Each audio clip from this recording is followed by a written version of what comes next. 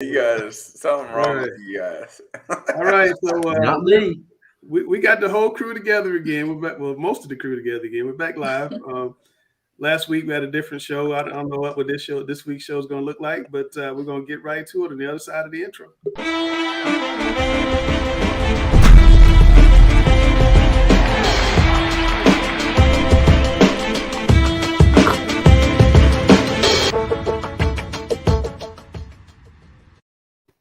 Throw those BMX biker gloves up again. BMX biker. No, they're copper compression. Yeah, brother. I feel like he's about to pop an ollie or something. So when I signed into the room, there was already somebody who had posted. It's 7:33. Michael Head said hello, and then later on he said he's going to play MLB 98 for PS1 on the PS3. I don't know how you do that, Michael, but good luck to you. Good luck, man. All right, here you. Good luck to you. But if you guys have comments, put them up. We'll talk about it. But Chelsea, I wanted to ask you, what game are you looking forward to most? I know the answer to that, but tell me what game you're looking forward to most is coming Friday. Well, this Friday, I'm looking forward to going to Gibbons versus Rollsville up there at Gibbons. Just 15 minutes from me. Yeah, how big a deal is that for? I mean, I know it has happened before, but for two Wake County teams to meet in the finals, the regional finals, how big a deal is that? I mean, I think everyone in Raleigh's just excited. It's players that we know, it's kids that we know. It's not my school or Cap 7, but Gibbons is Cap 7. Forget about that because they're private.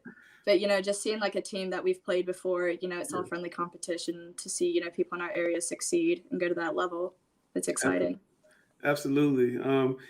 And Alex, before we break it all down, I want to know from you, from each class, who do you have going to the finals? All right, let's begin right here. I'll just go 4A. We're going to see Chambers and Cardinal Gibbons. We're going to see a rematch of the week 1 game, which was long. Yeah, but I do think we're going to see a rematch of Chambers and Cardinal Gibbons in what will be an absolute classic. It was so long you left. The game resumed at, I think it was 11:45. Yes, yeah. It was like a 4-hour delay or something crazy. Oh my goodness. Yes. All right, at the 3A classification, I'm going to go with experience in both ways here and say Dudley out of Greensboro, J.H. Rose out of Greenville. Okay. Always a good game, particularly with those tradition-rich programs, and that's certainly nothing against South Point and Jacksonville. South Point is certainly a state championship program itself. Sure. Jacksonville's played in the state final before, but Dudley and Stephen Davis, just right place at the right time. J.H. Rose, never, ever, ever will I bet against the one and only Marvin Jarman, one of the greatest Rose High graduates of all time. I think in the last 40 plus years since he graduated from Rose, he's missed like 1 Rose football game, 2 Rose basketball games, and 3 Rose baseball games. Wow. So Marvin's going to be there. I'm not betting against Marvin. So Dudley and Rose. All right. In the 2A classification, we're going to go with the storied tradition-rich programs of Shelby and Wallace Rose Hill. Again, that's not a slight to East Surrey. That's not a slight to Princeton. Shelby got the job done when it needed to get it done last week. This week is going to be more of a formality. Wallace Rose Hill, once again, Princeton, very, very solid program out of the Johnston County, Wayne County area, right in that locale. But just too much tradition here. Wallace Rose Hill gets the job done. Yeah, Princeton's star running back hasn't played the last couple of games. I don't know if he'll play this week, but that's going to be a big factor in that game if he plays or doesn't play. And then lastly, in the 1A classification, I'll say this very briefly.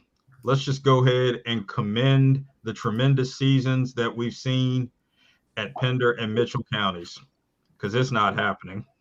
Okay. Robbinsville and Tarboro in the state final. And that's just tradition all the way through, and the beat goes on.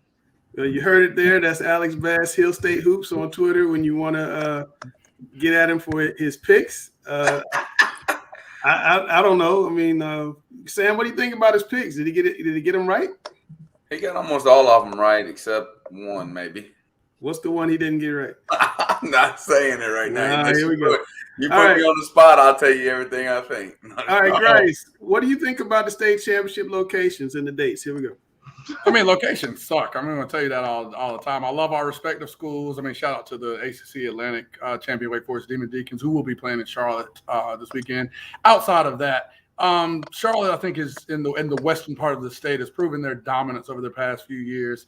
I think without question that we've done enough in the past few years to at least deserve a title game somewhere that's close to the area that seems to be bringing home the titles. And I do think it's starting to become a bit of a competitive disadvantage for Charlotte teams to have to travel up to Raleigh. So I don't like it, especially the biggest piece of that being, the press conference, in which you have a head coach that has to leave his team to travel up to Raleigh for a press conference on a crucial day of preparation before playing in the state title game. That's something, again, taking a head coach away from their team, where you usually have an opponent who has a quick 30-minute drive and is able to get back to his team in a timely fashion. All right, so Alex and I have had this discussion many, many times. I want to get his thoughts, but Chris and Dale, what are your thoughts about what Grice just said and about the state championship venues overall? Chris, you go first. Go ahead, Dale, or I'll go first. It don't matter. Yeah, Go ahead. You go first. I didn't really hear the question, to be honest. My computer was. Say that again. Grice was talking about how he thinks there's a competitive disadvantage with Charlotte teams having to go to Raleigh for state championship games when Roseville and Gibbons are going to be playing basically in their backyard. And I want to from that. And just about I'm sorry, my computer cut out on me. I don't know that I'd say there's a disadvantage. I definitely don't think that the sites are the best sites. So, I mean, I do think that there's a lot to be desired, especially playing at Chapel Hill. I like the venue at Raleigh. I agree that it is more east than it is west. I still wish we could find some sort of a happy medium like in North Carolina A&T, but I don't really think that it's a disadvantage for the West. I agree with what Grice says about the press conferences, especially in the day and age with Zoom and stuff like that. I feel like we could knock it out online. But with that being said, I'm not going to really say that that's a big deal either way. Dale. I think the biggest disadvantage would be the press conference. As far as playing, I don't think there's a huge disadvantage for the teams, but I do believe it might be a disadvantage for fans to always have to travel up and thus not be able to have the fan support. I fully believe that we should have games here in Charlotte. Charlotte's as central as Raleigh is to the state, and we've got teams. We always have teams from this area. This part of the state in the state. I agree with those guys. Seriously, I want to touch on that subject just for a second. I like what Grice said. You played at Winston-Salem. You didn't have to deal with it. Yeah. The whole deal with, why don't we open it up? It's the same time. It's the same places every year. Those stadiums are so big, it's diluted for the fans anyways. Why don't we go to an A&T, a Charlotte, Memorial Stadium, different places, or just visit all the colleges that have a decent stadium and just have it randomized. We don't have to have 3 or 4 games in one spot, or 2 games in one spot. We can just have one game here, one game there, and it's just all random, and it'd be kind of cool. All right, the 3A's playing at A&T, that'd be kind of cool, but I don't know how they would work that out logistically with, the whole deal. I keep messing up with my Mr. Football chart, but Alex, 30 seconds, just your thought. 30 seconds, your thoughts. I'm sick and tired of this conversation about home field advantage, teams having a home game, where these games are played. Should we play here? Should we play there? Should we play everywhere? Heck, why don't we just go out in some cow pasture somewhere, line the field, and let's just line up and play? Because let's do it. We're doing it. We're winning the game. Like I said earlier, we're still winning the games, baby. Yeah. Like I said earlier this week, you got a lot of people out here who profess to be so great at what they do. And a lot of people are. Well, let's prepare these kids to play wherever, whenever, and let's go out and get the job done. I'm sick and tired of hearing about home field advantage and all this nonsense. Either you can get it done on game day or you can't. I don't want to hear about people sleeping in their own beds as opposed to hotel rooms. I don't want to hear about noise in stadiums. I don't want to hear about you have more fans than I do. I don't want to hear any of that nonsense. Line up between the lines, get the job done. And if We people are. best to be so great, really are that great, you can pipe music into the stadium at school during the week to simulate what's going on. Then Just play it in you Charlotte. have coaches staring Yeah, each other NCHSAA down. literally and put trying people to away get to the east. down Right. and get off topic in terms of what's going on and focus on the game, line up, and get the job done. Okay, that's fair. That's fair. But it's easy to say when you're in Raleigh and every game is in Raleigh. Y'all are winning the games. You're not winning the do it. games. You're losing the games. It has nothing. It has nothing to do with it. Just tell David Tepper to get on board. Pay the. I mean, underwrite the stuff. Hey, you want championship games? Underwrite the whole deal. Get the job done. It's not like you can't be done. Let's go. I like to see that. Okay, Mr. Football, we got. We're going to break the list down to 3. Grice and Chris have to do their homework and get it down to 3. We're going to have a special announcement show. I'm not sure which day it is. I'll put it out on social media. Well, a special announcement show. We break it down to 3 finalists, but there's going to be 3 of these guys on the screen. Sam, just looking at these 8. Did we get the right 8? Yeah, you got the right 8. That's exactly the 8 it should be up there. Thanks, Crown. That's a compliment. Yeah, they did really good. Really good. I thought you were going to go somewhere else. I thought Crown was about to rip us up on a new one. Wow, I'm flattered. Yeah, no, I'm serious. Well it was really good. I can go ahead and tell you the No, but I ain't gonna do that. No. You don't know the winner. I'm just kidding. We're not going there. But Grice, how difficult has this been? I mean, it's been extremely difficult. I mean, I think to narrow down the excellent players to even just to 8. I mean, bump, where we were before. I think it's, it's something that is a tough task. I think the other piece is that having guys that aren't on the list that are, making great performances that are getting their way on. You look at a Kanye Roberts. You look at a Gosnell from Hendersonville. You look at Byron Brown, who earlier in the year, we're all talking about, man, maybe that was a flash in the pan from the spring. I mean, so many factors into play. We get some new guys in here. You talk about, Fortune and Millbrook. I mean, a guy that we look forward to seeing for 2 or 3 more years or 2 more years. And it's just very exciting to see, one, some of the new blood that's in here, some of these smaller school guys that are playing so well, and then some of those big-time school guys that we all know that still, regardless of what we expect of them, continue to meet that bar every single week. So I'm excited. It's been fun, and I can't wait to get it down to 3. Yeah, and also we have the super team coming up, guys. We sent out nominations this week to coaches. So coaches, check your inboxes. You should have your nominations, and Chris and myself and Grice and some of the guys are going to try to pick another super team. I think we did okay in the spring. What do you guys think? Can we do it again? Yeah. I know Grice is telling me we got to have more than one team though. I think more than one team might be okay, but let me also jump in here on that Mr. Football. Yeah, I do think we ultimately got it right. But I've got to throw out there's some other guys who are right there on that cusp who I think still deserve some recognition with this Mr. Football. You got Cutler Adams up there at Robbinsville. You got Ty Turberfield at Mitchell. Folger Boaz and Dalen Lee at Shelby are probably neck and neck 2 of the most statistically best quarterbacks in the state behind Byron Brown. And Grice mentioned Kanye Roberts. Even our running back down there at South Point, Tyson Riley.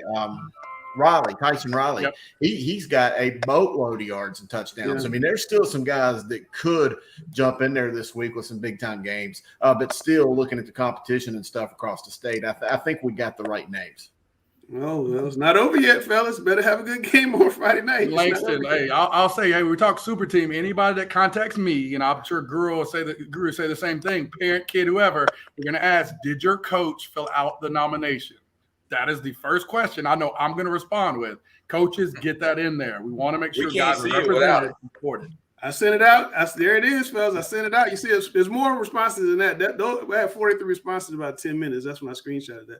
Players, make sure you're getting on your coaches first to send those in. Yeah, send in your nominations. In fact, I got a couple DMs today from parents, but, it's key to coaches sending the nominations because we don't want to leave anybody out. But in some areas, we might not know about a kid, and we want to, make sure we cover all of that room. And players, most importantly, be sure that you ball, because if you ball, you will get the call. Well, speaking of that, Alex, that's a nice segue, because we got to see who balled and got the call this week. Who were the best players for North Carolina this past Friday at the Grice's Gyms?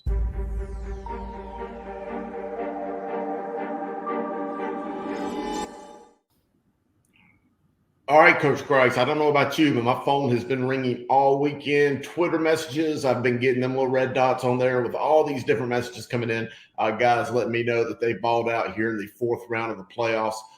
So what do you think? It's put up or shut up time here in North Carolina. Without question. I mean, you're going to see some familiar names, maybe last names, and you don't know the first name, but there are guys here that you know about and have heard about, because in these big moments, I'm leaning on my guy, Guru. I'm not going out without my guy getting the opportunity. And if you give some of these kids the opportunities that they deserve, or the opportunities that they get finally in a big-time game that they haven't had much of, they're going to have big numbers. We're about to see that here. So let's get into it. Absolutely. Let's take a look at this week's Grice's Gyms here on Talking Preps NC. You're going to see a few guys that are making a return list to the Grice's Gym list, as well as some guys that have been on our Mr. Football watch list throughout the season as well. So there you see it. What a crop of who's who names here in the state of North Carolina for this week. But let's talk about them. Let's talk about this week's guys who did the top performances across the state of North Carolina during the 4th round of the playoffs. We're going to go up to East Surrey, who is now going to be making their 4th consecutive trip to the Western regional finals. Coach Trent Lohman, that team has done a phenomenal job. Had to come back. I was looking at the scores all night. We were standing on that sideline over there at Huff, and I seen how far down that East Surrey was in that game to Maiden. But quarterback Folger Boaz rallied the team, just got him, put that team on his back and got them over that hump against Maiden. Went for 17 of 24 passes, 210 yards, 1 touchdown, ran for 105 more in that big 36-35 victory over Maiden. What can you tell me about that? Oh, I mean, the last name, yes, you've heard that last name. This is the younger brother of Jefferson Boaz, quarterback that's won a state title up at East Surrey. Younger brother trying to do the same, whether it's 1A or 2A. He balled. I mean, you talk 17 of 24, that high percentage passing. Also, you mentioned the 105 yards. That was 25 carries, Guru. I mean, it was very clear, 49 plays, he was going to have the ball end up in his hand, and either it was going to somebody else or it was going to be a defender that was going to have to make that tackle. I mean, it's a big win over a good team that we've highlighted in the past. I just am excited, and definitely, it's great to see what he's done. Great quarterback. We know East Surrey's had a long line of them, and I'm not surprised that he was as successful as he was.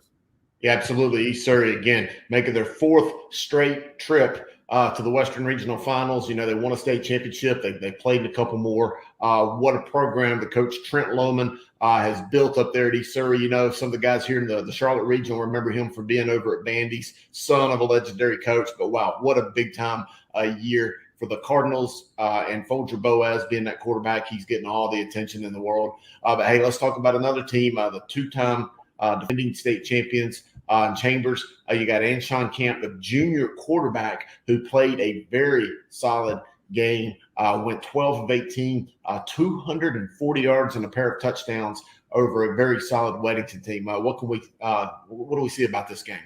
Oh, they call him Bubba now. Hey, Bubba Camp had a great game. I mean, I think he's been one of the more unsung stars of this team. I mean, when you have such a program like Chambers, you have, a lot of times guys don't get the leeway to allow themselves to grow up. He did that in this game, and I think this was one of his finest performances, and allowed him to show, to say, hey, we've got Smothers, about KC, you've got all of these athletes, but coming into the biggest game of his career, I'm going to show you exactly why I deserve to be here. I'm proud of this kid. I've seen him in his journey as he continued to grow. Happy to highlight him and make him a Grice's Gym this week as he balled. And at a time where he's peaking, they need their best from him in order to reach the state finals, to go back to back to back. All right. Hey, this next guy, we're going to go over here to Shelby, North Carolina. Obviously, everybody knows about the Golden Line tradition there at Shelby. Well, this game pitted the 2 most prestigious teams in terms of winning state championships in the state together. Reidsville made that trip down to Shelby. Shelby helped end the 32-game winning streak by Reidsville, and all of that was done primarily from the defensive performance of Malachi Hamrick. He has been on our Mr. Football watch list from the beginning of the year, and this game right here, he showed why. He led that defense to sacks. Quarterback Al Lee 8 times, limiting him to 131 yards passing. He had 39 touchdowns on the year. Hamrick had 14 tackles, 5 tackles for a loss, and 4 sacks. That is a big-time defensive performance in the biggest of game for them thus far this year. Oh, I mean, the talking back and forth this week between Shelby and Reedsville and who's got more and all of that was settled on the field Friday. And I mean, Malachi Hamrick led a great, defensive unit over there at Shelby and exactly showed the reason why we had him on the watch list for pretty much most of the year and why he continues to be a force and one of the best defensive players in the state. I mean, 14 tackles in such a big game, as you knew. This is a game where stars were going to reign here. We knew if the plays were going to be made, if big stops were going to be had, it was going to have to be by the greats in this game. And Shelby and Malachi Hamrick, he's one of those. 14 tackles, 5 of those for a loss. That is a dominant performance along with 4 sacks. Great. Absolutely. I love those black lines on the field over there at George Blanton Memorial Stadium. And also Malachi early in the year, I think right before the season, announced his intentions. He's going to go play for Mac Brown and the Tar Heels next year. So that's a big acquisition for that Carolina defense. They certainly need him right now. So I can't wait to see him put on a show up there at the collegiate level as well. Hey, let's stay in this same region right here, the Big South region. You got Elijah Pfeiffer at South Point, had a 5-yard scoring run to beat Crest 34-27 in overtime. And going to get South Point to their first regional championship game since 2016. Pfeiffer was a quarterback, was 4 for 6 passing, 86 yards, ran 21 times for 90 yards and 2 touchdowns. I hate that we don't have any film on this guy. But again, we know what it's like, that Crest South Point rivalry. That's a big time win for Pfeiffer and that team. Oh, we knew the rematch was going to be just as good as the first game. And I mean, the first game pitted the battle of Maury Adams and A.J. Riley here. While we didn't have A.J. Riley here highlighted, Elijah Pfeiffer was the difference in this game. Clearly with the touchdown, we highlight the passing. Of course, we know it's South Point. I mean, I've seen South Point for years. The passing numbers ain't what's important. 21 times, 90 yards, and 2 touchdowns, including the game winner. To win that game against such a storied program as Crest, he deserves all the praise, and that's why he's a Grice's Gym. Great win for South Point, and they move on to face a mammoth opponent in Dudley next week. All right, well, congratulations to you, Elijah Pfeiffer. Sorry, again, we don't have any film, but you are at Grice's Gym this week. Let's go over to Greensboro, to Dudley High School. They had that big 20-6 victory over Statesville. Jameer Slade was 8 for 14 passing. And by the way, I'm glad that we're highlighting an offensive guy for Dudley because we know how dominant that defense is. But 8 for 14 passing, 137 yards, threw for 2 scores, and ran for 153 yards and a score. We know how tough that Statesville defense has been all year. That is a big-time performance. Statesville had beaten 3 playoff opponents by a combined 133 to 3 points. Let's talk about Jameer Slade. Yeah, and high school teammate of mine, OC Antonio Hall, talked about and raved about this kid all year. As I talked to him throughout the year, he talked about this guy's elusiveness and just how he's dynamic. He can throw on the run, as we saw. He can elude the most athletic of defenders and still make plays, whether it be with his arm or his feet. So I'm excited to see him make plays in such a big time game. They're going to need every yard and every point and every throw next week against South Point, but this offense continues rolling as it's one of the most prolific in the state. He's a major reason why. And again, Statesville has a good defense, and we see they aren't putting up the 40 and 50 they did earlier this year. So respect to them. But big time players are still going to make those type plays. As we can see here with the feet, you better get him down early because if he gets going, it's going to be to the house. Wow, I like that. Big-time player, big-time game. They got another one coming up. But there you see it. Folger Boaz, Bubba Camp, Malachi Hamrick, Elijah Pfeiffer, Jameer Slade. That is some big-time performances across the state here in this 4th round of the playoffs. Can't wait to talk about next week's guys. They ball out next week. How can they get up with us? Yep. You reach me at Coach Jay Grice, at Observer Preps, at Langston Words Jr., at Guru Chris Hughes. Hit us all up, hit everybody up. Heck, hit the Charlotte Observer up if you played that well. The biggest thing is reach out to us and let us know how you balled. Have your film prepared. We want to highlight you. We don't just want to talk about you. We want to show the people out there why you are Grice's Gym and some of the great things you did. Luckily, now not a lot of teams are playing, so we see it, but we want that film on here because you guys are some big-time players, and these are big-time games. So show us, and as we always say, if you ball, you're going to get the call. And by the way, this isn't for Charlotte region, for Raleigh region. What's your saying you like to say? from Dare to Cherokee, wherever you are, whatever you're doing, if you make a play, we're going to highlight you here on Talking Preps. See you soon. That's what it is. Dare to Cherokee. Alex, I got somebody you might be familiar with. Uh-oh! Yes, sir. Welcome to the broadcast, Mr. Newman. A privilege to have you here with us. Thank you for having me. All right, we got Jacob Newman from South Meck. Led them to the second round of playoffs, the co-conference champion. Gonna put up some stats for you: 1,816 yards rushing, 2,098 total yards, and 15 total touchdowns. How did it work out for you leaving Mars Park going to South Meck? I feel like it was a really good move for me, and just the school-wise, just academic-wise. I mean, everything was great. I mean, I had a great year over there. I made some relationships that I'm gonna have for the rest of my life. So, I feel like it was a really good move for me and my family. Yeah, Dale, what'd you see in this young man? I know you saw him a lot. Oh yeah, I love watching this kid play. I love his tenacity on the field, his drive to get as much as he can, his vision. He's a great running back. I think he's going to be an asset to wherever he goes. Alex, I know you got a question for Mr. Newman. Yes, just talk about the joy of this experience. I mean, you've made the successful transition, great football campaign to basketball campaign. I had a great start, 11 points and a big win over this past weekend. So, I mean, just good stuff all the way around. Talk about the importance of multi-sport participation and what that's meant to you, and being a Division I athlete, really in two sports, but an elite football prospect looking to complete your total high school experience without graduating early, going all the way through playing multiple sports as long as you can. Talk about the benefits of that and why that's so important, and what have you gained from that within and beyond competition? I just feel like, playing two sports, I feel like college, like seeing that you're like a two-sport athlete, but, just being able to have the opportunity to play football and basketball in high school. A lot of athletes, high school athletes, don't get the opportunity. I feel like with basketball, it can keep you in shape too. And, it's a different shape between football shape and basketball shape. But, it's a lot of things that you work on in both. Like on basketball, you're working on cutting just like you're working on cutting on the field.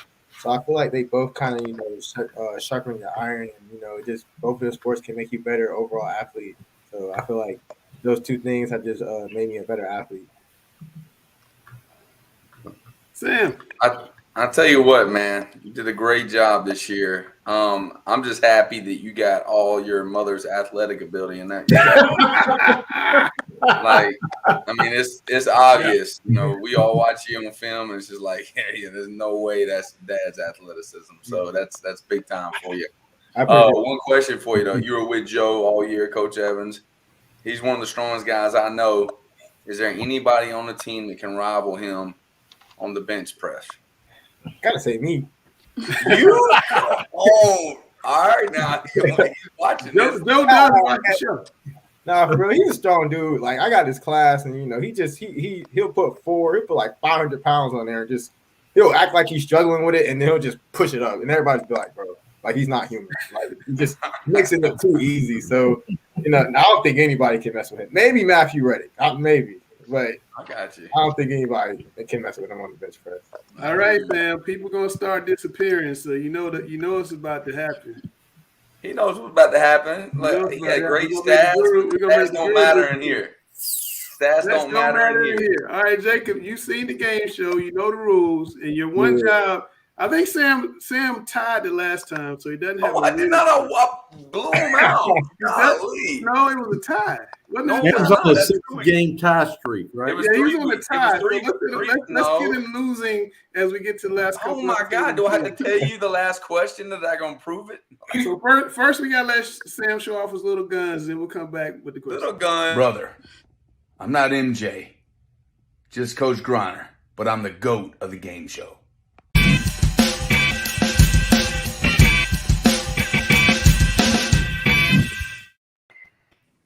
All right, Dale, Dale, now Jacob, you have to answer the first question, all right? And then Sam answers the next one. But here we go, Dale. Okay. Charlotte Catholic's Elijah Hood ran for 3,690 yards in 2013. Boy, Not a typo. That was some more year. If it was, do I now? I said that was not a typo. 36. Yeah, no. I remember. I think when you first sent this out, it had it in a game, but breaking his own county record of 3,309 yards set in 2012. Who's number 3 on the Mecklenburg County list? These are all good running backs too. Ben Herlocker at Catholic A. B. Brian Knuckles, West Charlotte Wood Langston. We remember him, don't we? He's the best running back I've ever seen in person. Justice Pickett, C. Justice Pickett at Ardrey Kell, or D. Quavarius Crouch at Harding. Okay, Jacob, what is your answer? I gotta go with D. D. Quavarius Crouch. Yeah. Samuel, what you got? Golly. I'm gonna go. I really don't know. I can almost guess what Quavarius had that year, that he had a big time year, but I don't think it was. I think it would be something closer to 3,300. So I'm gonna go B. Brian Knuckles and just take a wild guess. Nope, it was Quavarius Crouch. It was your guy.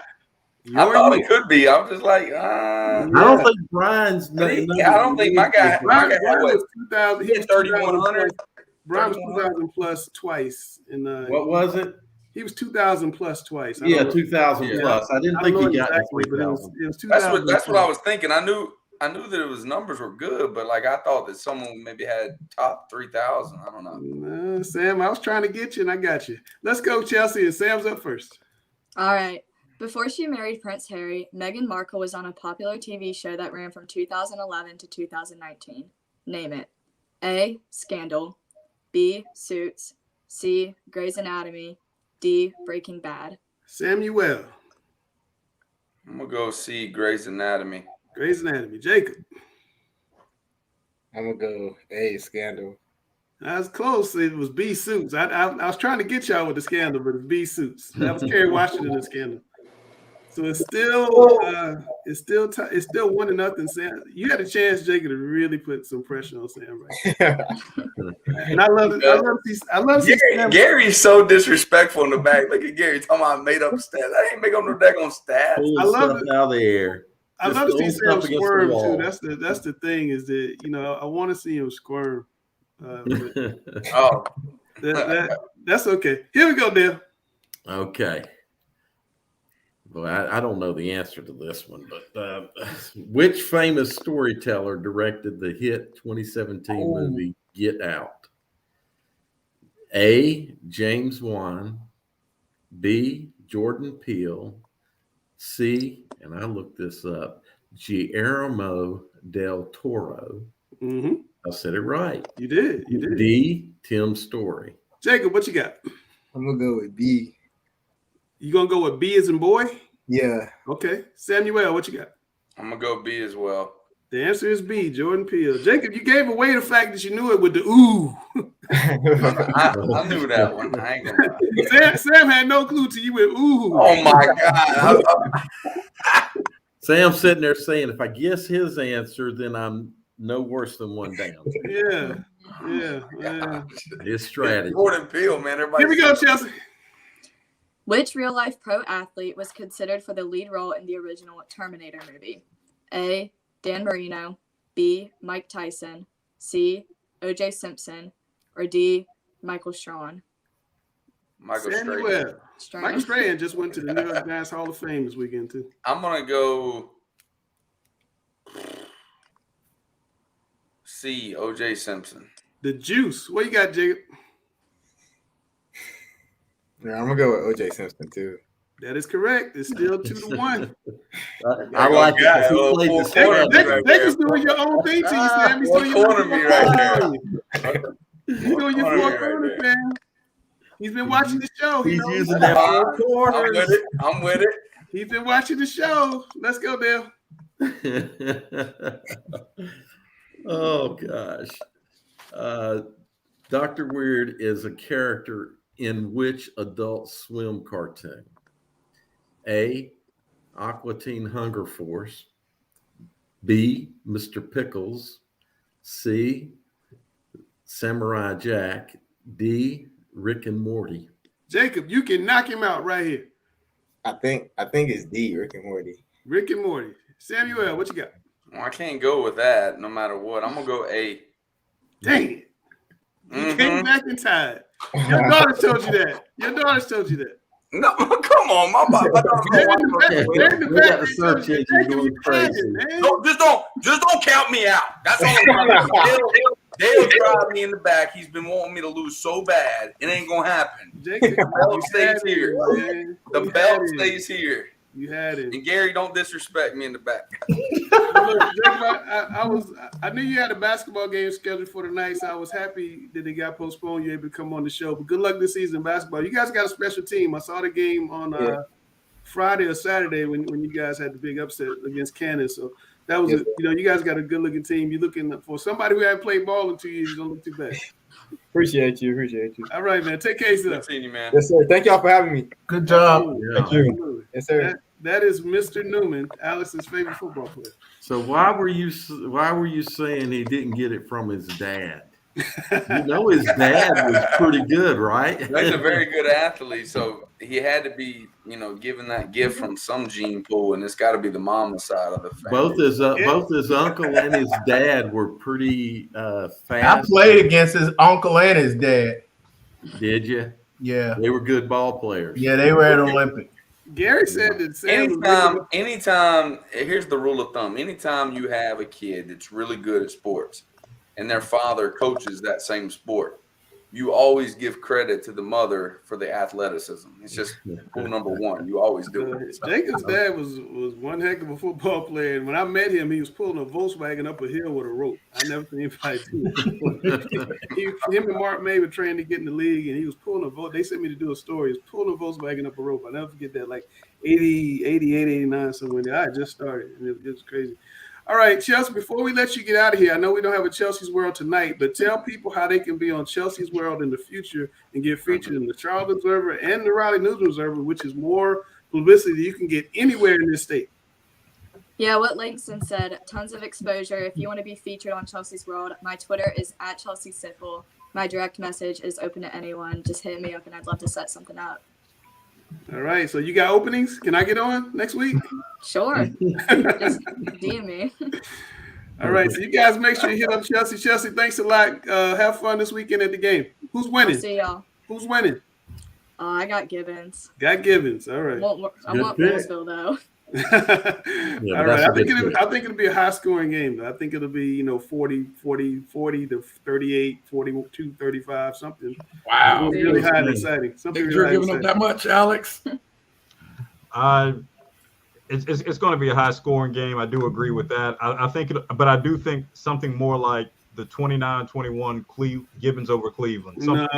Something more It's like not a high scoring game. Winner this game has a 4. That's too high. That's too high scoring for me. Winner this game has a 4 in the first number. All right, Chelsea, take care. We'll see you next y'all. week. All right. I think it's going to be in the third. Gary, let me explain something to you real quick. Lawrence Krause, I knew he didn't have over 3,000 yards. I thought there had to be someone else that had over 3,000. I thought that was an educated guess, but it was terribly wrong. I don't know. I don't know how many yards he had. He had a bunch. No, he had like 2,726, I think. It's time to put the guru to work and find out what the state rankings are. Here we go.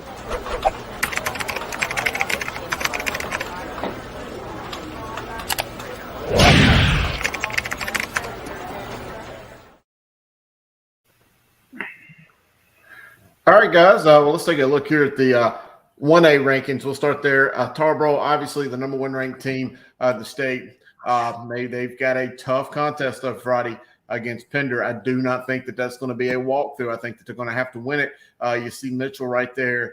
Mitchell just continues to look good. Ty Turberfield statistically is one of the top offensive performers in the state. Robbinsville, again, Cutler Adams. I like what I've seen out of that young man. That's a tough physical team. Their battle with Mitchell is going to be fun. Pender right there.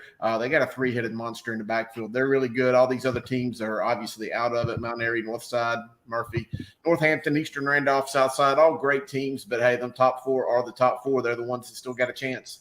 Chris, I wanted to ask you, do you feel like you have to rank the semifinalists top 4? Do you kind of say, well, maybe there's a team that lost to another team that's better than the other one, so I'm going to keep them high? Yeah, I struggle with that sometimes. And in the 4A, it hasn't necessarily worked out that way. I mean, I still think that there's some better teams that are out that are better than some of the teams that are still playing. But in that 1A where there's some definite contenders that you just know without a shadow of a doubt, they're the top 4 teams. I think you just got to put them up there in that order. Mount Airy and Pender, let's just say, for instance, those two go at it. I kind of like Mount Airy's chances, but it is what it is. Pender's still playing, and I think Pender has a legitimate chance to beat Tarboro Friday night. I would not be shocked if they did so. Whoa, he's at Guru Chris Hughes on Twitter.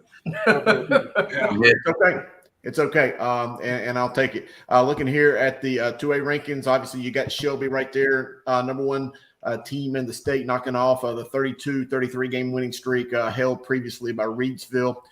Dalen Lee is just putting on a show. Like what I've seen out of that young man. Princeton again right there, doing it without Jaden Brooks, the running back. So very impressed with what I've seen out of them. Remember, Princeton has played a super aggressive schedule. They had played East Duplin early this season. They went out and played some tough teams. This Princeton team is for real. They've been really good for a East Surrey right there. East Surrey's been to the 4th round of the playoffs now 4 straight years. I do think East Surrey might beat Shelby. I would not be shocked at all if they do. This quarterback battle that we're going to see Friday night between Folger Boaz and Dalen Lee could be a preview of next year's Mr. Football finalists. I think these two are that good, both underclassmen. They're going to put on a show. Wallace Rose Hill, you got Kanye Roberts right there that's leading the state in rushing, I believe, and has 48 touchdowns. But let's not forget Wallace Rose Hill also has 3 other backs over 1,000 yards. I mean, that's a stacked team. There you see the team's already out. Reidsville, Maiden, Northeastern, St. Paul, Salisbury, Whiteville again. That 2A was the mini fight club like Coach Grice said. It was some tough football this year. Yeah, Princeton had not gotten out of the 2nd round, I think, and they really went after that schedule to really kind of beef it up, and it's definitely paying dividends. The same with Roseville in the 4A. I think these Eastern teams playing, tougher schedules, kind of mimicking what we're seeing in the West, is paying off for them a little bit. All right. I agree. I mean, I really think this Princeton team, I have to kind of, Wallace Rose Hill's just playing some of the best football I've seen them play all year, and they've got so many options in the backfield. But Princeton does too. I just think that that's going to be one of those instant classic kind of games. Wallace Rose Hill, you're going to focus on Kanye Roberts, but they've got Antoine Montgomery and Kamon Ferrier. They got like 3 other 1,000-yard backs back there. And Kevin Montzinger's been coaching in big-time games for decades. I mean, it's just going to be a phenomenal game. Yeah. I was talking about 3A, Chris. I don't think there's any question who the number 1 ranked team is. Dudley had that win over Statesville Friday. Dudley probably has the best defense that I've seen. I just think that they're the most complete team in 3A, and I really think that there's a pretty sizable gap down to number 2, and that's no disrespect to South Point, who has went the hard road this year. They've played tough teams. I think Gaston County, this might be the best year I've ever seen collectively out of all the Gaston teams combined. But I just think that there's a big gap. Rose is right there. Remember, if you go back and look at the preseason rankings, I had Greenville Rose as the number 1 team, but they played a tough schedule and lost some tough games early on. But look, here playing for a championship, they've still got a chance. And then Jacksonville. Jacksonville's been a really good team. They went on the road and played Eastern Alamance. Jacksonville. Their quarterback is kind of one of those shifty guys. Josh Benton, he's only got about 1,000 passing and 1,000 rushing, but he's just kind of one of those shifty players. And that kind of wraps up the teams that are playing. You see some teams there, Eastern Alamance at the close overtime loss, Statesville, Crest, Scotland, Northern Ash, 71st. Again, all great teams with a great season, but only 4 playing this week. Yeah, Scotland almost pulled it off for you, Chris. They got really Well, far. I had Scotland picked to go all the way. Obviously, that's a spot where I was wrong. In fact, if you look at my original bracket, I've been wrong a lot. But you've been right a lot too. But let's look at Grice's favorite poll, the 4A Fight Club. Yeah, there you go. I mean, the 4A Fight Club, it is the 4A Fight Club for a reason. I was on the sideline to watch that Huff game. Just tremendously talented team. I thought that East Forsyth played as good a game as they could possibly play against Huff, and it just shows how much better Huff is. I mean, I thought East came out with a great scheme. They played a great game. They just wasn't in the same arena in terms of talent. On that Friday night. So Huff is obviously there, and I think Chambers is right there on their tails. You know, I was at that game back in September at Memorial Stadium when it was a 16-10 game. So, I mean, I think this is going to be a big game. Cardinal Gibbons, obviously. And here is a scenario where you see a team that is not playing is ranked above Rolesville. But I'm going to say this about Rolesville, and it's just a little bit of a caveat. Rolesville is as healthy as they've been all year. They have not been healthy much during the year. They have been struggling with injuries. They are as healthy as they've been all season. Obviously, Byron Brown putting up those video game-like numbers. Ohio State's going to be on the campus tomorrow looking at them and Noah Rogers. So, you know, they got a lot of talent. They're going to try to get Byron to switch up? Say that again? They're going to do a Rogers. I said they're going to try to get Byron to switch up? You know, Byron committed very early to South Florida, but I don't see that necessarily being his landing spot. I certainly think that Byron Brown is probably a lot better than South Florida, but hey, it's still a D1 school. He's got, I think, 3,800 yards, 39 touchdowns, 2 interceptions, about 1,300 yards rushing, and he's a big body. He's a big frame, and we've seen him play his best in the biggest of games. So, I mean, I think that he is a huge upside player, and he's great academically well, and that's the most important part. Grace, what do you think? Is Byron Brown a Power 5 player? I definitely think he is. I mean, I think one side of it, you look at some of the teams he's been able to play, even though he's been, East, he's been able to see Chambers in a big time environment facing, one of the greatest defenses we felt, in the state, especially this spring. You look at even the East Forsyth game and the way he's come on. I was even telling somebody this today on the way here to home to do the show. You talk about his ascension, even if we talk about our Mr. Football segment, he was a guy for a while that wasn't even on the list. But the last 4 to 5 weeks that he's had, you could argue anyone here, he's had, one of the best last 4 or 5 weeks anybody in the Southeast. All right. Well, let's take a look at the games this week. Chris, let's start with on the right side over there and tell us about what you see. And guys, you can jump in where you want to.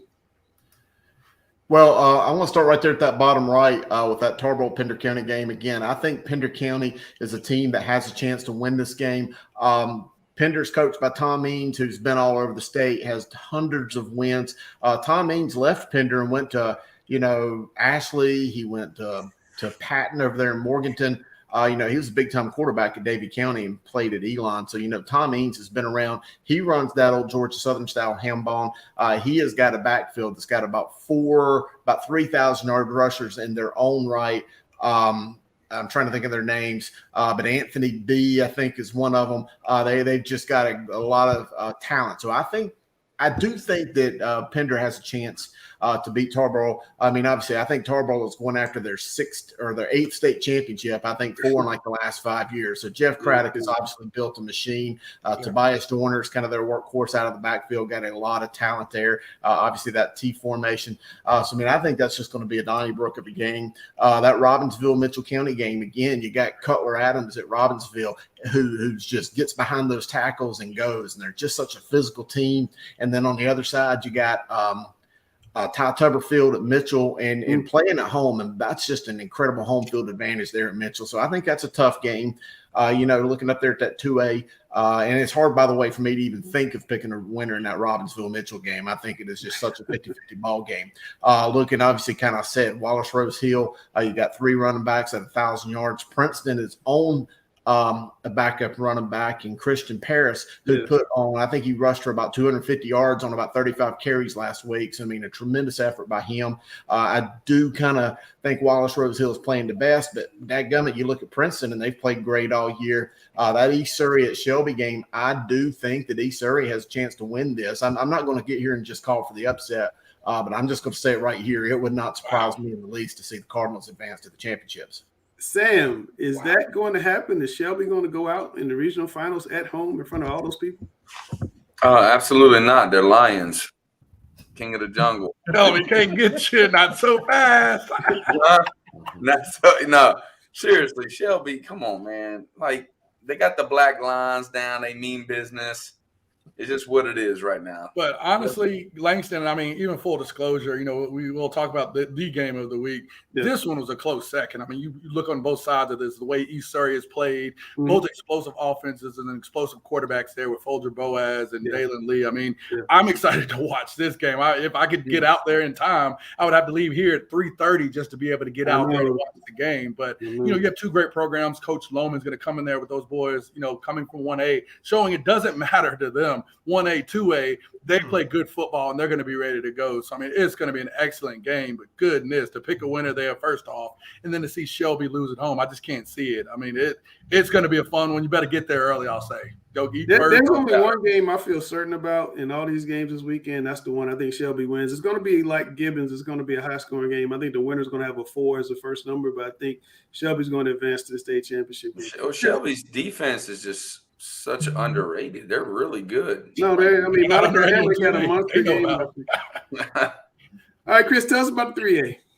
All right, obviously you got Jacksonville going against Greenville Rose. Greenville Rose won that game 28-21 earlier in the season. Remember, Rose was my preseason number 1 team, so that's a team with a lot of talent. Will Jones, quarterback, has just come on tremendous of late. He has just been on fire. Very well coached team, doing a lot of great things. But on the flip side, you got Coach Bo Williams, and he's a coach and protege. Grew up under his dad's tutelage. He's also a big timer as well, and he had Jacksonville in the state championship a couple years ago. I mentioned Josh Bitton, the really shifty, I like to use that word, senior quarterback. If you'd watch his film, you just kind of see how he moves around. Just a really almost like a Doug Flutie-ish kind of player, 1,000-yard passer, 1,000-yard rusher. And then that Dudley game, these are just two traditional powers. Dudley may be one of the most complete teams I've seen of any of them. In fact, I think if I was going to do a top all classification team, I'm not so sure that I wouldn't have Dudley as the top team. You just look at those two ends and they got about 60 sacks, I think, this year on that defense. I think Dudley has somewhere around 2,900 yards passing and about 5,000 yards rushing. And I think they've put 53 rushing touchdowns on the scoreboard this year. Dudley is really good. But looking at that South Point game, Adam Hodge, he didn't fall too far from that Mickey Lineberger coaching tree. Coach Mark Barnes at Scotland used to tell me that Mickey Lineberger ran Paul Johnson's Georgia Tech offense better than Paul Johnson did. And I think Adam Hodge does it as well. And you got A.J. Riley there in that a lot of that motion and that stuff out of the backfield. I think that will be a little bit of an equalizer to take some of that pressure that Dudley's going to bring Adam away from him. Yeah, and Chris has talked about, these first 3 classifications. I threw some notes on the screen. Shout out to the State Association for shooting this over to us and all the media. But Tarboro going for 6 straight seasons is pretty special. They've not gone to a state championship since 2016. So a whole class of kids has come through, class and a half, and not seen them not go to a state championship. Wallace Rose Hill's going back for the first time since 2017, and Princeton's going for the first time since 79. And then there's Sam Shelby team, 8 out of 9 regional finals, and East Surrey's in his 4th straight. And I guess, Grice, to your point, that was probably the number 2 game of the week in North Carolina. I mean, that's pretty amazing numbers. And then, J.H. Rose and Jacksonville hadn't played in the playoff game since 2002. But Dale, talk to me a little bit about the South Point Dudley matchup. Both teams are regional finals for the first time since 2016. I think that's the I believe that's the top 2 teams in 3A playing each other. I do believe that there is a gap between Dudley and South Point. I think Dudley's just they're too good a team, but I'm not going to count South Point out. I think they can get a few things going right. They can potentially play in this game, but they really are going to have a lot of things going right. Dudley's just that's going to be a hard team to stop. And personally, I think that should be the state championship game. But Grace. Hey, OC for Dudley is Antonio Hall, my high school teammate. We lost in 2003 in the state championship game to Belmont South Point. Do your job, Coach Hall. You got to get us our get back. We've been waiting a long time. Here it comes. Get it back. He's my college teammate. I know. Hey, he's got a job to do. We need our get back. I wanted so bad. I wanted to beat Kings Mountain so bad so I could go against them and just pick on them at halftime, like out there in the middle of the field. But yep, that didn't happen. Do your job, man. Come on. There's always next year. All right, before we get into the game of the week, Chris and Alex, let's talk about this Roseville game with Cardinal Gibbons. You see the notes up there. Roseville's the lowest seeded team to reach the regional finals. We talked about them being 5-5, and Gibbons is his third straight. Alex, what do you see in this game? First off, the Roseville seed, that's a paper seed. We all know that that's just absolute nonsense. It is what it is, a byproduct of the 4A Fight Club on the conference level. As we know, that Northern Carolina conference, other than our good friends in Charlotte and Charlotte Mecklenburg, represented here by Sam Griner and Jonathan Grice, and from years past, Gary Richmond. Other than that conference, this might be as good a conference in the state as you'll see. So, and with all due respect to the Central Piedmont too, that's another good conference. But that's a paper seed. So don't worry about that. Okay. You have a great game here where we're going to see. It's basically the irresistible force meeting the immovable object. Byron Brown and Noah Rogers are going to score some points. We all know that. Mm-hmm. But then again, they have yet to see the likes of Nick Drew's defense at Cardinal Gibbons. So, I mean, this is a made-for-TV kind of deal right here. All right. Nick Drew, who has just added to his resume time and again, shutting out for a half Omarion Hampton and Cleveland. I mean, the second half shutout versus Scotland in 2019. Roseville was going to be a little tougher because Roseville is 1,000-yard back, and they got a 4,000-yard quarterback and a 1,000-yard receiver. They just have more weapons to throw at you. I think it's going to. I believe the over-run in this game is 70. Chris, what do you think? Well, I do think it's going to be a high-scoring game. Alex likes to throw out Nick Drew, the defensive coordinator at Cardinal Gibbons, and rightfully so. This young man should be a head coach somewhere. But, his loyalty to the system there in the Crusaders, it's certainly appreciated. And they want to hold on to a coach of that caliber as long as they can. He could end up being the successor whenever Coach Stephen Wright decides to leave. And I'm going to throw another name out there for you, Alex, the offensive coordinator at Roseville, Richard Shuping, son of longtime head football coach Todd Shuping in this state. Richard has been around, and he has shown this year that he knows how to orchestrate that offense and put a lot of points up. Obviously, with the primary weapons of Byron Brown and Noah Rogers, but they've got a lot of other contributing guys as well. But I really like the offensive line of that Roseville team as well. The reason that I'm going to lean Roseville slightly in this game, though, is I mentioned it earlier. This is the first time all year that Roseville is coming in firing on all cylinders. They are as healthy as they've been. I think that they've got an opportunity to come in there and make a statement. They've played a couple teams. They lost some close games early on, avenged the loss to two of those teams. I just think this is going to be a down-to-the-wire kind of ball game. I do think Roseville's got a chance to win it. I may very well go to that game. I was thinking about going to the Huff Chambers game, but, I've seen them two play back in September, so I'm kind of thinking about going to this game up in the state capitol. So we'll see. It's going to be a good one. This is going to be one of them Big 12 games, I'm telling you. There's only one game that could be the game of the week, though, and that –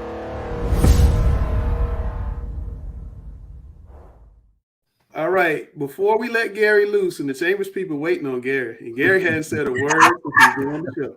Why they waiting on me? They waiting on you. Chambers let me get through the intro. Chambers is in the 6th straight regional final. They won the past 3. Huff is for the first time since 2017 when the Huskies lost to Mallard Creek, when Mallard Creek was the power.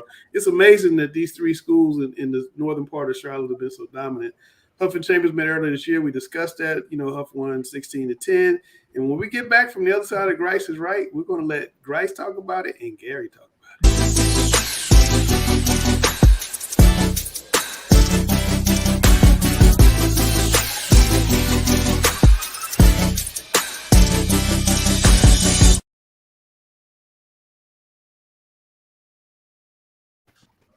All right, those other games are this cool. week instead of this is the game.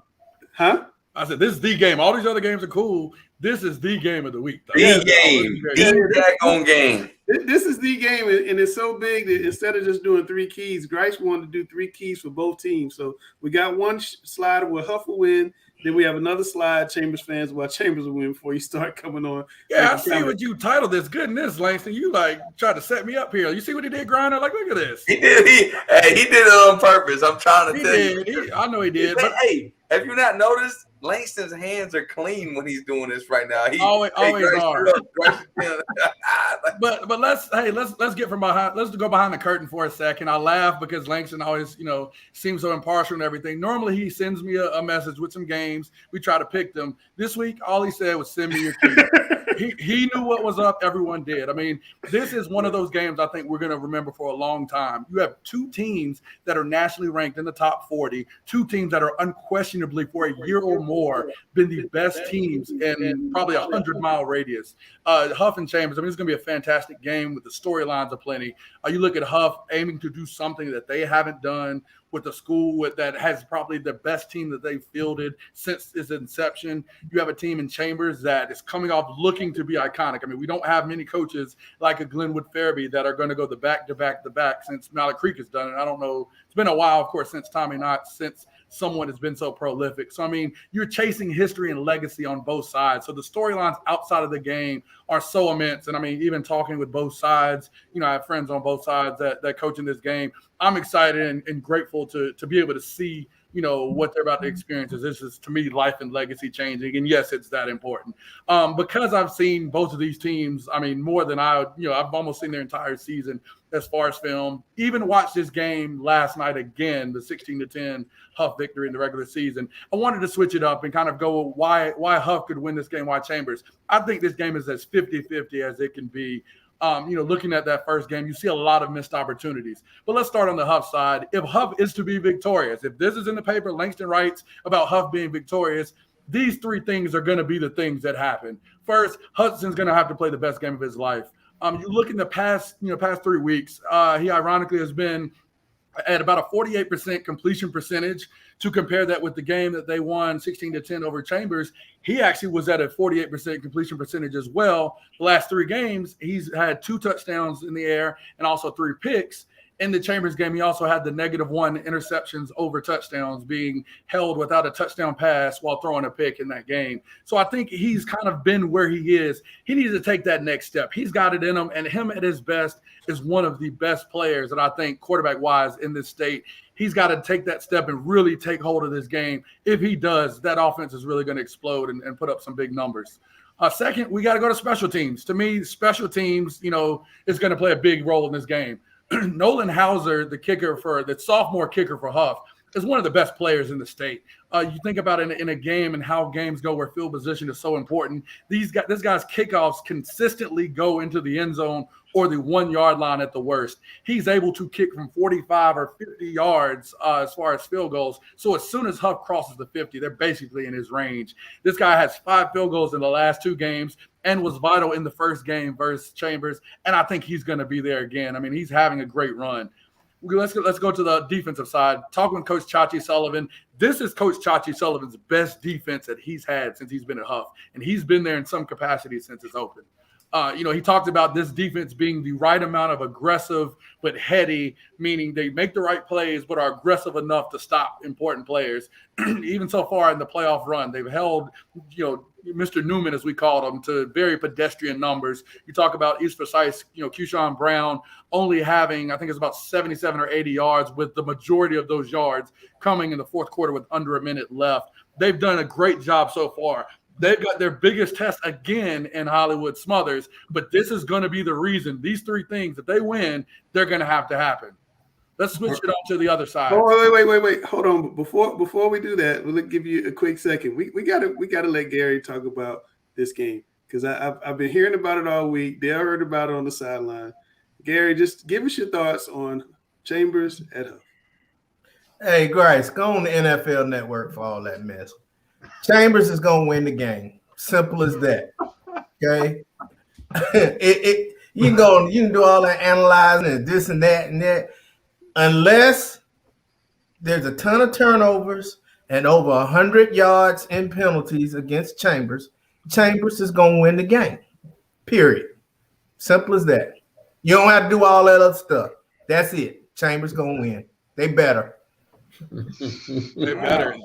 All right. What about their coaching, Gary? Huh? What about their coaching? What about their coaching? You want me to give the coaches something to put in the new video this week? Can we put in the new video this week? Dale is becoming Langston. It is. All right, guys. Why does Chambers win this game? Yeah, so the flip side, again, if Langston writes the headline that Chambers has been victorious in this game, again, first line, Smothers continues to play like Hollywood. He's a guy, if you don't fit the run, great. If you don't fit that inside zone right and you give him a crease, he's taking it 80, he's taking it 60, however far he needs to go. In their best games, when Chambers is at their best, Smothers has been the true Hollywood guy that he's been all year. The second one, and again, Gary touched onto it, they got to minimize mistakes. Going back to watch that first game, they literally, the first two punts they had, one was blocked and the other, the snap was fumbled, and Huff got the ball in great territory. Went back and counted in game one. There were 12 third and longs, including a 3rd and 40. Yes, a 3rd and 40 in the fourth quarter of that game. So again, you putting yourself in that situation is playing right into Huff's wheelhouse. It makes it very tough for you to do anything special offensively. Just even half of that and no mistakes in the punting game is going to put Chambers in a favorable situation there. And then finally, I think, it's time to give credit. I mean, I've always said that Austin Greer was one of the most, I don't even want to say disrespected, but most underrated quarterbacks that he had during his time and some of the great things he's done. QB and Sean Bubba Camp has really grown up. I mean, I think if you go back and watch from the first game that they played until now and watching that Weddington game, that Weddington team was a multiple-time state champion, and he put up 240, I think it was, yards on 67% completion. So, I mean, he's a guy that's really grown into this position as a junior or starting the year as a junior. He's got to continue to make those big explosive plays in the passing game. I think he's a lot better even from when I saw him on film in the Huff Chambers regular season game. He makes those big plays and gets the ball to Conception, gets the ball to Armand Wright. Zion Booker is another guy. Sean Walker is another guy. They have so many athletes out there. If he's able to distribute the ball to those playmakers down the field, his game could get ugly if they're able to get open. So I think it's going to be a great game. To me, it's 50-50 as the games can get. I know Gary's got a answer. You probably got some phone calls. I definitely got some messages and stuff. And look, he just asked me about the coaching staff, okay? I'm going to tell you the coaching staff. Defense coordinators, it's a push. They're both good. They're both great, okay? Offensive coordinators, I like the adjustment process that the Chambers offensive coordinator has made during the playoffs from series to series, from half to half. I'm not sure Huff can score enough points if they don't get ideal field position. I don't think they can take a kickoff and go consistently 80 yards against Chambers. They don't have to. The kicker can kick from the dang house. He would kick it from daggum Huntersville to Cornelius, man. That's that part. Hey, that is a great weapon. And then I want to know. Hold on. And then you come down to the head coaches. Hey, Farabee's got the rings. Okay, Jenkins is good, but Farabee's got the rings. So hold on a second. Before we get into this, I want to hear from Alex and Dale and Sam, but I got to hear from the number one voice in the game. Chris, tell us about your thoughts on this game. Well, I think that there's some good and bad for both sides. I think the good/bad is I don't think either of these teams have played their best game of football all year. I've looked at most of the games, and I don't think either of them has really played a complete game. While I think the defenses for both of them are phenomenal, I agree with Gary that I think the offense can be where this game's won or lost. The one thing I want to see is if something's working, keep hitting it, keep going at it, play after play after play. Don't get cute and try to start doing other stuff if you've already found that you exploited a part of the defense. And that's something that I think teams can kind of get caught up in doing these days and trying to distribute the ball the way they do. But again, these guys are not – they're both phenomenal on defense, but I agree that I just don't think any of them's played their best game yet. And when one of them does click and play that best game, I think it's going to be nasty for either of those teams. But in games like this, we've seen it many times before. We talked about Hollywood. We've talked about Tad Hudson. I agree with Grice. I do think the kicker for Huff. Hoosier could be a huge advantage for the Huskies. But oftentimes in big games like this, and I've seen it in 40 years of being around high school football, that in games like this, it's often the most common player that you don't even know nothing about that makes uncommon plays that ends up propelling their team to victory. So it could be some young man that we haven't even barely talked about. It could be on the defensive side or the offensive side that I think is going to have the biggest impact in this game. Yeah, number 6 for Chambers. Help me, Grice. Number 6 for Chambers, the backup running back. Kennedy. Cam Kennedy could play a big role in this game. Dale, your thoughts here on the big game? I share a lot of Gary's thoughts. I think what I saw Friday night against Weddington, while maybe Chambers didn't play a complete game, they played pretty darn close. They did kind of limit their mistakes as well. They didn't have quite the penalty mistakes that we've seen in some of the other games. And quite honestly, having seen them dominate Weddington and I saw Huff dominate South Mecklenburg, it looked Weddington probably a better team. And just the way that they handled things and the way they played Friday night, I think it's their game to lose, just seeing how things have gone the last few weeks. Right. Wow. Okay. Samuel, I'm a little scared, but I'm going to let you talk. Just remember, you got to play these teams next year, Sam. Oh, yeah, I understand. They're both phenomenal. They're the best 2 teams in the state. There's no doubt about it. It's not even close, I don't think. So here's the deal. Smothers, Hollywood himself, last year was the only major difference in the game last year in the 3rd round. He had 2 big breakout runs that put him over the hump. The first game that they played this year, they limited to Hollywood, I think he went for less than 50 yards in the game, I believe. I'm not sure. If they do that again, Huff will win this game. But if Hollywood gets over, 120 or so, then I think that Chambers wins the game. I think he is the deciding factor of the whole game. Hollywood putting it on his shoulders, or is the defense of Huff just too good like they did the first game? And in my opinion, if you put my feet to the fire, because everybody else teeter-tots. We got Chris saying this, Grice saying this, 50. Gary, I like where you stand, baby. You right on it and just say, look, this is going to win. I'm gonna put my feet to the fire. I'm going to say the best defense is going to win this game, even though I thought Cannon from Chambers has done a phenomenal job this year, and he's done even better in the playoffs. It kind of reminded me of Hackett when he took over the first game, his first year being a defense coordinator. He took in the playoffs, he just started doing a different scenario. The players started playing better. The whole deal, the schemes got really good. I think they really got into the film room and dissected what they needed to do, and I think Cannon's doing that. It showed up in the Porter Ridge game. I thought he made some major adjustments that was very, very helpful in the game. But saying that now, I think the key factor that people don't talk about is Stevie Williams. Stevie Williams, in my opinion, is by far the best front 7 defensive coach in the state. He's better than the boys at Cardinal Gibbons, all these other places. I'm telling you, he is the real deal. Ever since Huff has gotten him in, coaching the defensive line, remember that guy that we used to talk about for Player of the Year that's not playing right now for Huff? Does anybody remember his name? Yeah. All right, well, is their D-line any worse? If Curtis was playing, oh, my God. I mean, but it doesn't even matter because, I mean, their D-line is that good still, even without him. Yeah. It speaks volume to the coaching staff, and I think Huff wins the game. All right. Alex, I'm going to ask you a little bit different question. We've been spending a lot of time tonight on Chambers and Huff. Is this the state final, or will Cardinal Gibbons and Roseville have something to say about it? It's certainly not the state final. It certainly is one of those defining games. Now, if you remember earlier this season, I spoke of how the Huff Chambers game was insignificant because Huff has yet to break through. Well, this is significant right here. This is totally significant. This is Huff's opportunity to have that breakthrough like Butler did with Independence, like Mallard Creek had with Butler. This is Huff's opportunity. So this is very significant. I won't say it's the state final, but it is very significant. And I'll just conclude by saying I'll put my feet to the fire to wrap it up right here and say Huff has an opportunity, but when it all comes down to it, two difference makers. Defensively, James Pierce for Chambers. Offensively, I'm not even going to use my own words. I'm going to use the words of the great Shaka Khan.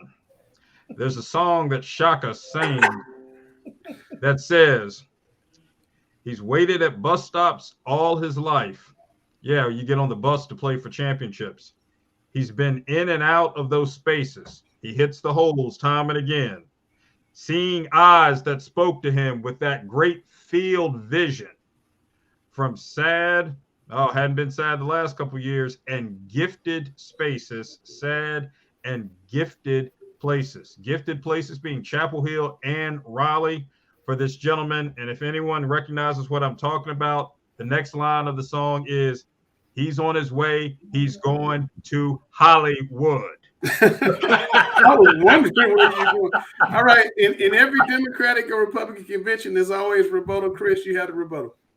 Well, I'm going to agree and disagree. I do think this is the state championship game between Huff and Chambers, with only one caveat, and that is just the two of them physically beat up on one another so bad, and you've got 5 or 6 kids injured going into the next week, and then maybe a Gibbons or maybe a Rollsville will sneak up on them. And when I said that neither team had played a complete game, that was with very tough standards, because again, these two teams have set the bar so high, and you got to grade them at their biggest strengths. So I don't think that they've played their most complete game at their standards, but they've played incredible games. That I think the gap between third and the rest, or second and the rest of the 4A is very, very big. So with that being said, I do think this is a state championship game, unless they just completely beat up on one another and allow one of the other two teams to kind of sneak in there. Wow. Well, this is one of the most anticipated games that I think we've seen in a few years, and it's definitely one I hope a lot of people go out and watch and enjoy, and we'll come back next week and talk about Grice's Gyms and break it all down. But right now, we got some fresh faces to introduce to you guys that Grice Chris worked on.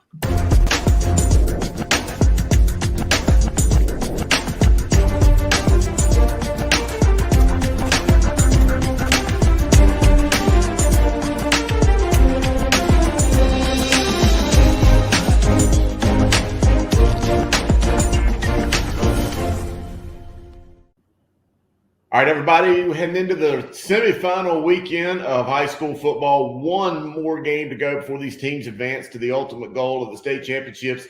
But Coach Grice, we've still got a lot of young, fresh ballers that are out there balling it out that have deserved to get on this fresh faces list. So, hey, I'm going to say to you, when you're playing this time of year and you're making those big-time plays and kind of bursting on the scenes, I mentioned it last week, freshmen and sophomore aren't really freshmen and sophomore anymore.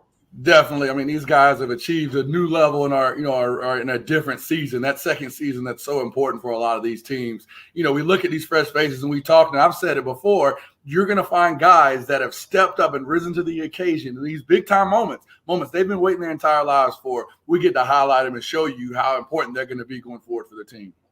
And in this unprecedented age of 6 rounds of the playoffs, we've now got some teams that have played 5 rounds, are going to be playing 5 rounds this week. So anyway, hey, without any further ado, let's hit this week's group of fresh faces here. We're going to start up there in Raleigh, North Carolina. Cardinal Gibbons High School, fresh off a 42-14 victory over Panther Creek. Senior Ethan Grace had 3 sacks en route to that big win for Cardinal Gibbons. Tell us about him, Coach. Yeah, and I mean, we talked about Panther Creek for a while. These spring season, this fall season, they've been stout. But, I mean, I think this game and this season, I mean, Cardinal Gibbons' defense has been crazy, stopping Amari and Hampton, among others. And, I mean, this guy, Ethan Grace here, is a reason why. Alex always talks about defensive coordinator Nick Drew and how, effective he is. You can't be effective without great players on that side. And then we see a defensive end here is, great guy. You can see why he's getting all the sacks. Definitely a great get-off and somebody that you got to account for no matter what you're doing offensively. Yeah, absolutely.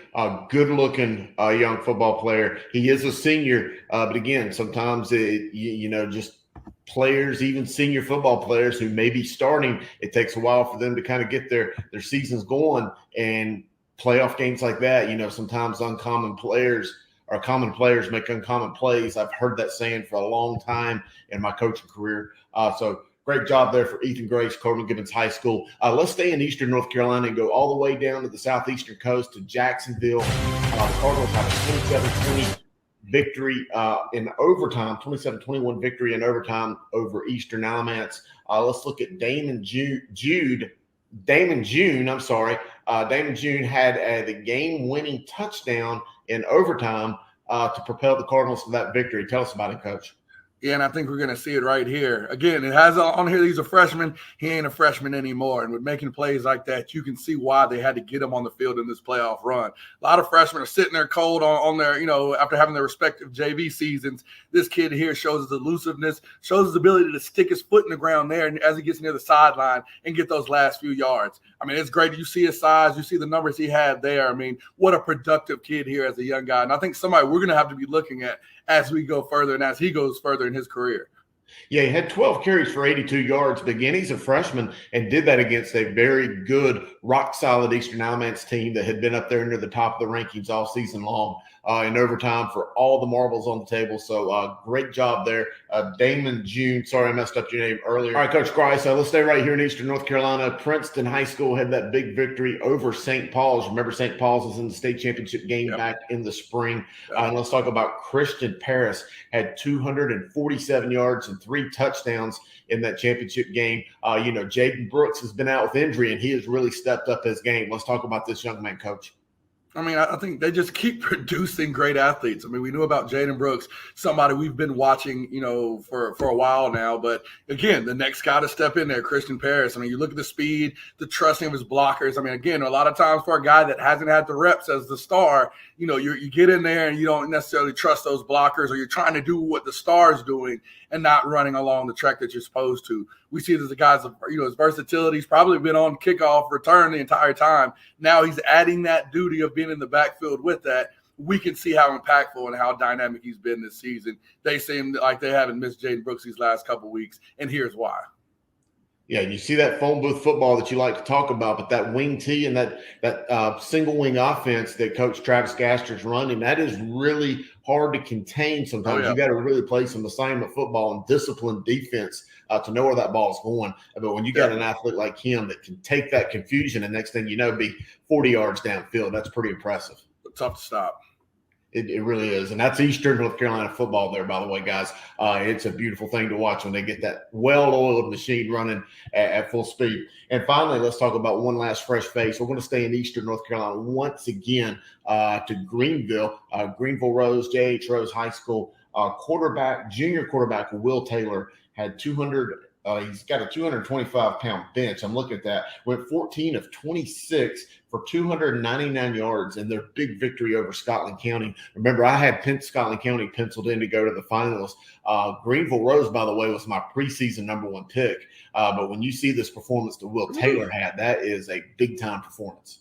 I mean, see him fitting the ball in there between the defenders. I mean, he's got that accuracy that can hurt a team, even as I know Coach Bailey's defense was pretty stout. He's going to be pretty tough to defend going forward. But, you like to see that again, 14 of 26 pass and 299 yards in that win. We know Scotland County has a great team. So it was going to take an epic performance like this for him to be able to be successful and lead his team to the regional final. Definitely great that he did it, big time from him. And we look to see them going forward as they have a chance to reach state. Absolutely. All these young, fresh faces we talked about today still have at least one more game. Some of them's probably got 2 games left to really ball out and show what they can do. We're going to look forward to covering most of these guys over the next few years here at Talking Preps. But, man, that's another week of fresh faces. It's big standouts, Coach. Oh, my goodness. I mean, great athletes. Again, some of those standouts and big-time upsets or filling in for big-time stars that we know about, these are the guys that are proved to be crucial and dependable down the stretch. Glad we could highlight them here, Guru. Absolutely. We can't wait to see next week's Fresh Faces. For Coach Grice, I'm the Guru, and we'll get these guys next week. All right, man. You're right here in the 3-shot. What does that mean? Lock the doors. Do it. Welcome to another edition of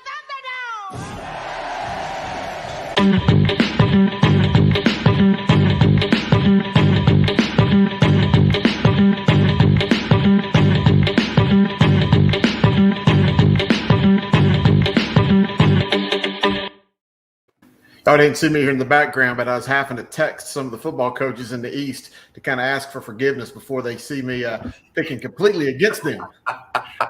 Yeah. All right. Well, Coach Grice, Coach Griner, you go pick, you go receive, defer? Well, I'm gonna defer today. You're going to defer. All right, Coach Grice. It's about defense, baby. Come Friday night, it's about defense. Round 1, are 4 state championships better than 8, or is the right number somewhere in the middle? You're up. Man, I tell you, if you'd asked me this question probably 2 months ago, I'd have said, you know what? I would have had a certain answer. I love 4. This has been so fun, Griner. This has been such a it's surpassed the level of excitement with an additional round that I ever imagined possible.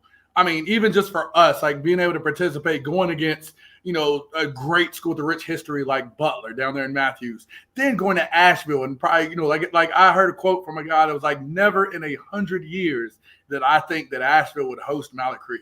And just having to go up there, get a tough win, then coming back facing one of the best teams in the state. I mean, I think there's been a lot of opportunity for guys to be able to play teams maybe that they hadn't in a while, where it got a lot of opportunities and great matchups and some upsets. I really think, that has been the thing to create a lot of upsets and a lot more than even I think we realized. Now you're coming into the final. While the cream may have risen to the crop, you're still getting the teams and the games you wanted anyway.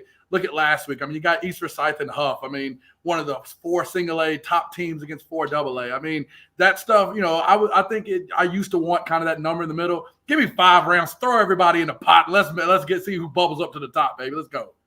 Yeah, I like it. I mean, 4 is not bad. I definitely like 4 more than 8. But I think the perfect number would be somewhere in the middle, and it would be 5. I just think that there's some schools that are just so top heavy with numbers. I mean, we got some schools that have like 2,800 kids, 2,700 kids, and they're going against schools that only have 1,700 kids, sometimes a little bit less than 1,700. And that's 1,000 people more in their school to pull from to play sports. And I think that we need to have a 5A class, a 4A class, 3A class, 2A, and a 1A. So I really like the 4. I'm not disagreeing with you, Grice, but if someone said you have your perfect scenario, I would say 5. Well, Sam, I know you don't like the number 6, but I personally think 6 would be the right number. Or 5 if the 5th class and the 1st class were smaller, and then you got the 3 in the middle that are much closer together. I agree with the points that both of you make. It makes for good conversation and stuff we can carry on into the offseason. It's always good to talk about. But Coach Griner, the second question is up for you. Should the Panthers trade Christian McCaffrey, who signed a 4-year, $64 million extension in 2020? No, you shouldn't trade him, because I don't think he's going to get – you want to trade someone when they're on their high so you get more for them. I think if we tried to trade him right now, then we wouldn't get as much as we should.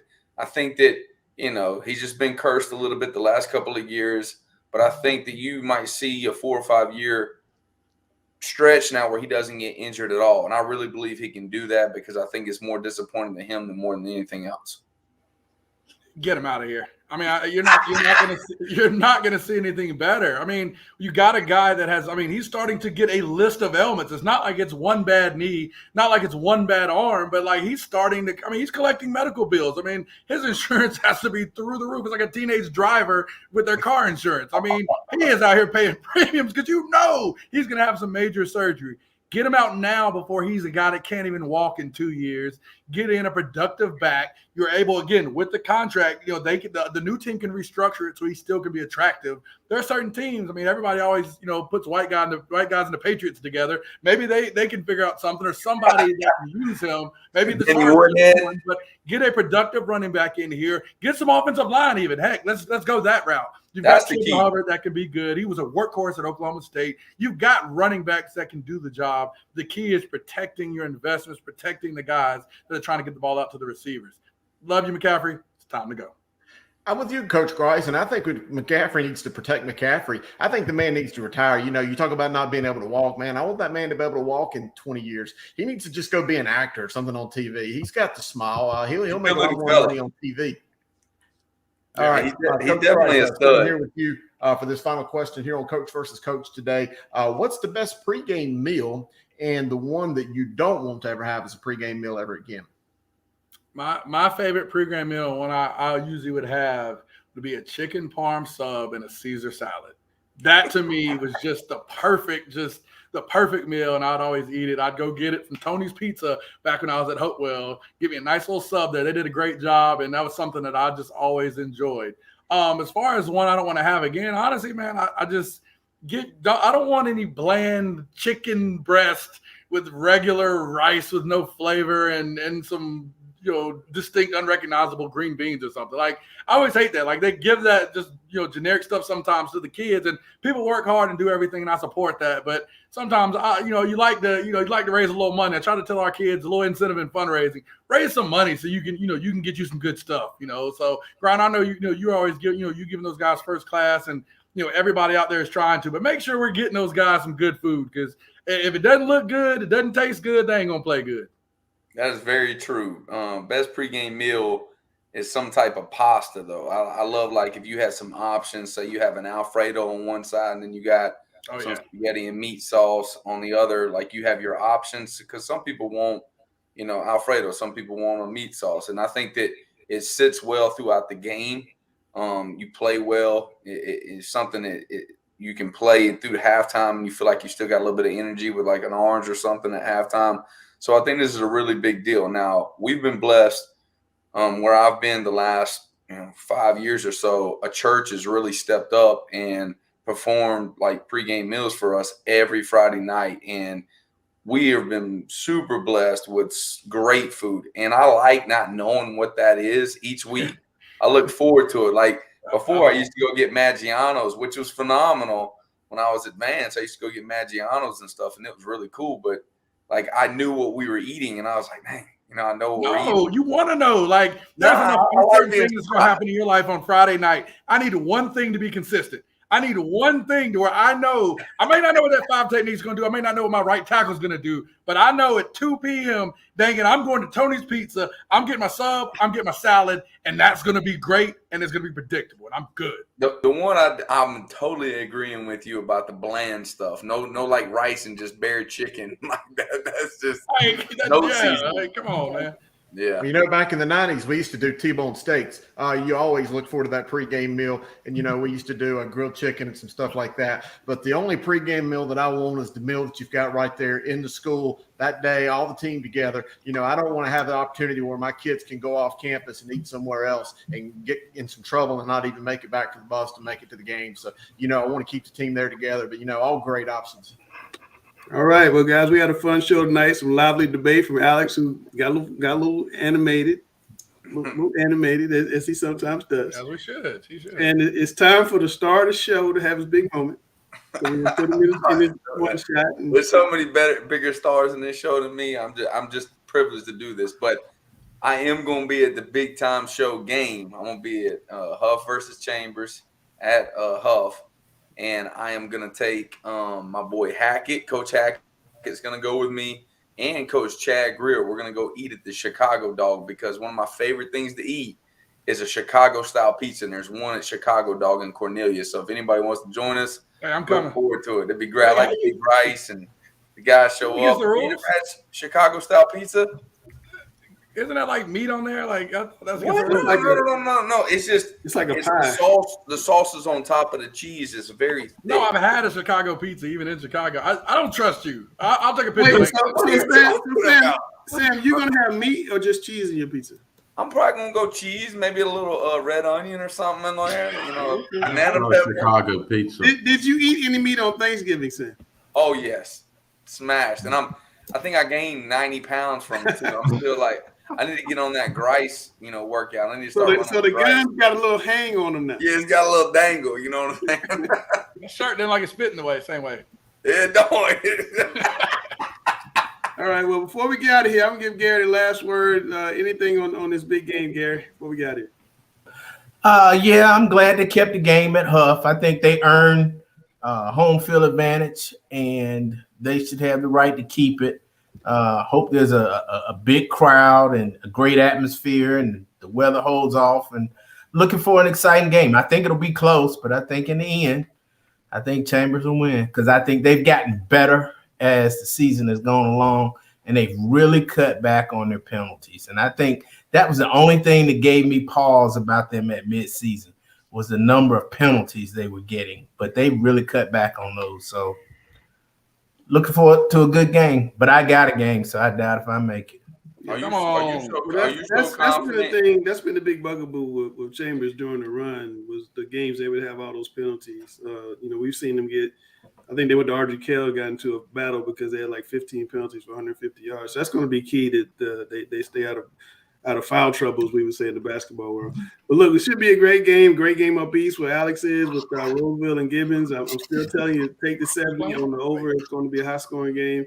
I think Shelby's going to win in an exciting game against East Surrey. I just think that's fantastic football all over North Carolina. Mm-hmm. In regards to what you think about this playoff format, it is delivering some really, really good matchups. Yeah, are you coming out? Are you coming to the game? I will not be at the game. Man, can we get you a desk and we can set you up on the side?